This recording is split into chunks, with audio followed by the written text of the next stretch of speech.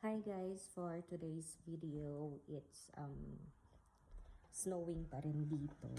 Kahit pa spring na, papasukin natin yung mga aso. Ayun oh, yung mga snow pa rin. Bella, pasok. Bella, hindi naman ate. Pasok na, bilis. Hindi ka pa tapos? It's April 3? 3 na ba? Bella, halika na. Nag-snow pa rin. So, ayun, today is April 2 dito sa Canada and April 3 naman dyan sa Pilipinas.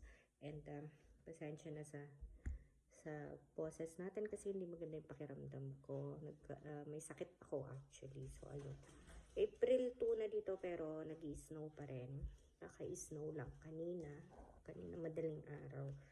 So, ayun. Nagluto ko ng stew type yung soup base niya. Soft tofu and fish tofu and some enoki mushroom and low calorie na noodle na vermicelli.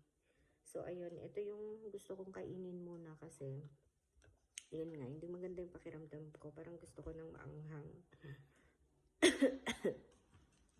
Nasma din kasi ako. Tapos, medyo may konting fever, ganyan. Uso yata talaga.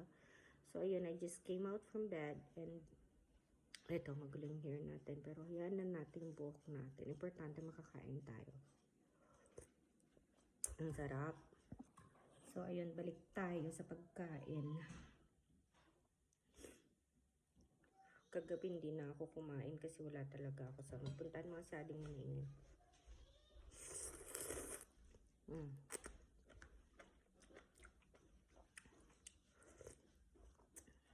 Favorite ko itong soft tofu. Ito na yung pinaka-protein ko pag di ako kumakain ng karne or egg.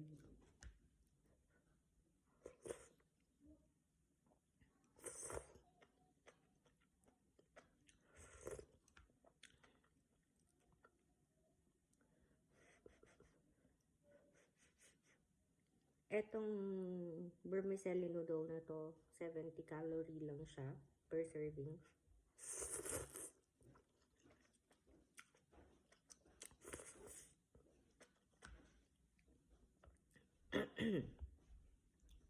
Tapos itong soft tofu naman, nasa 45 calorie lang siya.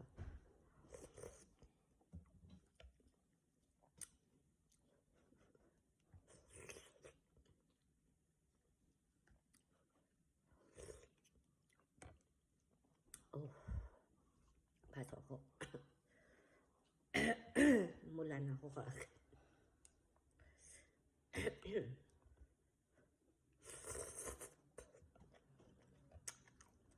Nakuha naman ako tissue, please.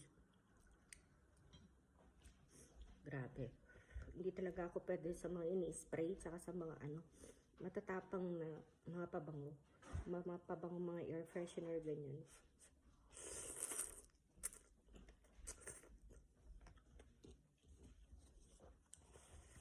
Mamamatay ako sa mga ganun. Pang 3 days ko na to na inaasma.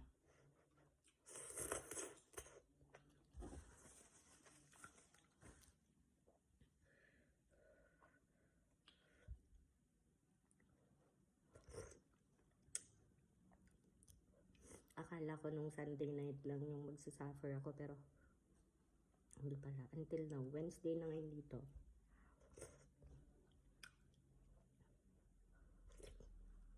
Sarap na sarap talaga ako dito sa Actually, itong soft tofu naman is wala siyang lasa.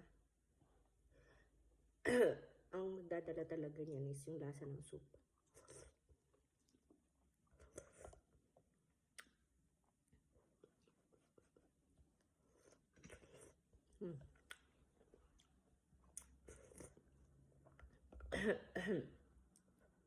Ito yung mamimiss ko na noodles. Tingin ko magbabaon ako.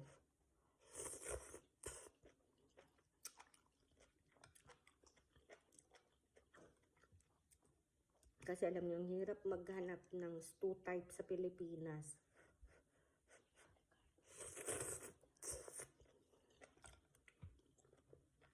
Kahit sa Manila.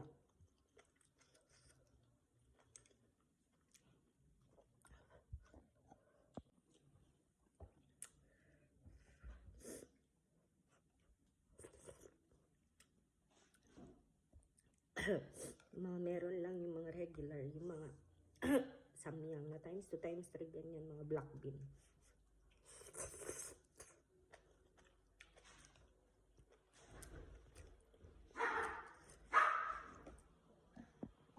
Naaway na naman ni Bruno yung vacuum.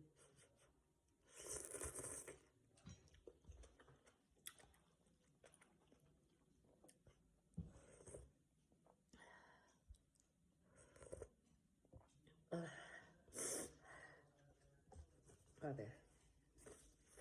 Hirap pagkasakit.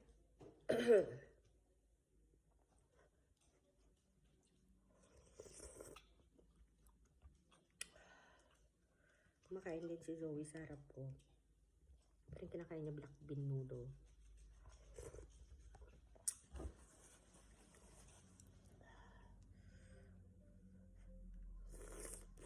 Fish tofu.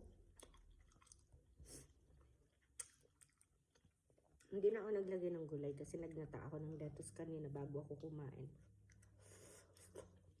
First meal ko ito, alas 12 na.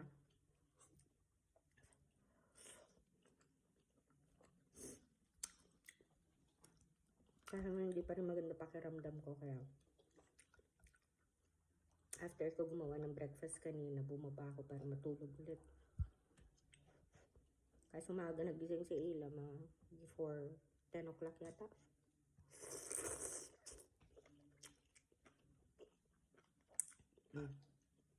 Yep.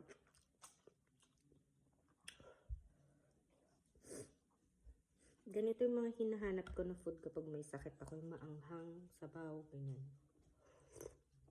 Kasi dito ako pinagpapawisan. Parang nung bata ako, native na tinola, ganun. Pero ngayon iba na talaga. Wala pang nasanay ko sa maanghang.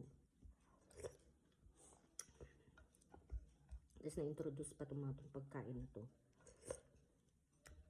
Kaya yun, wala na. GG na.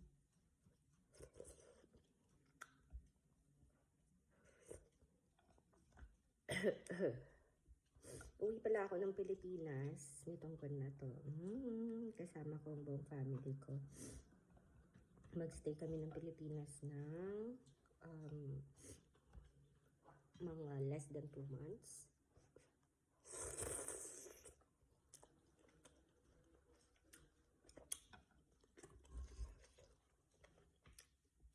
As for the kids, hindi ko pa alam kung anong decision kung iiwan sa Pilipinas, lalo na si Zoe kasi kailangan niya mag-aral talaga. Doon nag-aaral naman siya, homeschool siya. Homeschool siya dito sa Canada kasi baka pag nag-school siya kaagad dito, magulat. So, homeschool muna siya. Tapos, parang gusto namin tapusin niya muna yung grade 6 niya sa Pinas. 1 year na lang naman niya. Para makasama niya pa ng matagal si lola niya. Kasi once na dito na siya nag-aral ng high school, ganyan. Ba matagalan na siya bago makauwi.